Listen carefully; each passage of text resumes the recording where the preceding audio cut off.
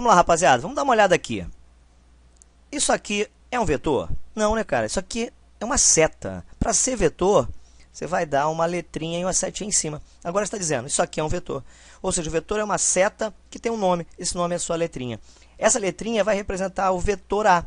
E esse vetor A vai ter direção, que no nosso caso aqui é horizontal, um sentido que é para a direita, e um valor de intensidade, um valor médio, um valor numérico, que é quanto ele representa. Então, por exemplo, ele pode representar quanto você quiser, né? Mas se eu quero representar, por exemplo, 2 pedacinhos, é interessante, de repente, fazer uma coisa assim, botar uma setinha desse jeito, né? Uma coisa assim. Porque ele vai ter uma unidade, é um módulo, né? O que é o tal do módulo? O módulo é quando você vai colocar a barrinha em volta e vai dizer quanto ele vale. Ah, então ele vale 2. 2 o quê? Lá, 2 unidades que representa, né, 2 metros por segundo, 2 newtons, 2 metros por segundo ao quadrado. Uma grandeza vetorial qualquer, né? Eu não preciso, né, também fazer esses tracinhos, eu posso deixar ele inteiro, mas tem que ser coerente, né? Imagina que eu faça um vetor, por exemplo, aqui, que é o vetorzinho B. Eu posso dizer que o B tem qualquer valor, mas pô, se eu botar esse valendo 2, eu não posso botar esse valendo 100, 50, né, ou 1, fica incoerente. Então, na hora de fazer o desenho, representa sempre os vetores proporcionais ao tamanho, a valor que ele representa, né? Ah, mas eu fiquei na dúvida se é vetorial, se é escalar. Pensa o seguinte, né, o vetorial tem que ter direção e sentido. Então, por exemplo, você tem aqui uma tomada, né? Imagina uma tomada lá qualquer. Ela tem mais ou menos, né, uns 110 volts, por exemplo, né? Pô, essa grandeza aqui, esse volt, né, essa tensão da tomada, é a grandeza escalar ou vetorial? Pensa, eu preciso de 110 para a direita, 110 para a esquerda ou é só 110? Mas esse volt aqui é uma grandeza escalar, né? A grandeza vetorial, você tem, por exemplo, um bloquinho, né?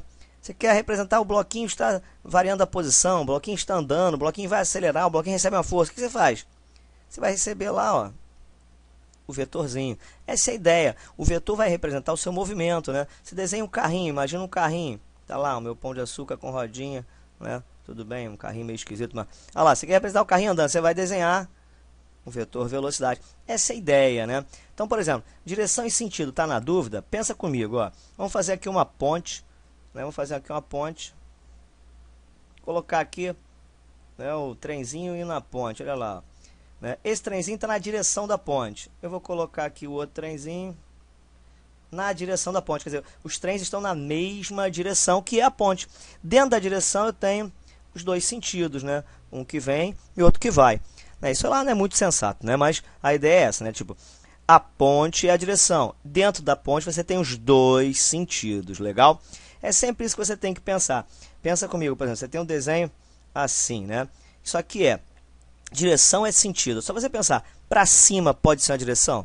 Não, para cima já é um sentido, né? A direção é para cima e para baixo. Direção você tem duas opções. Quer dizer, a reta vertical tem duas opções, para cima e para baixo.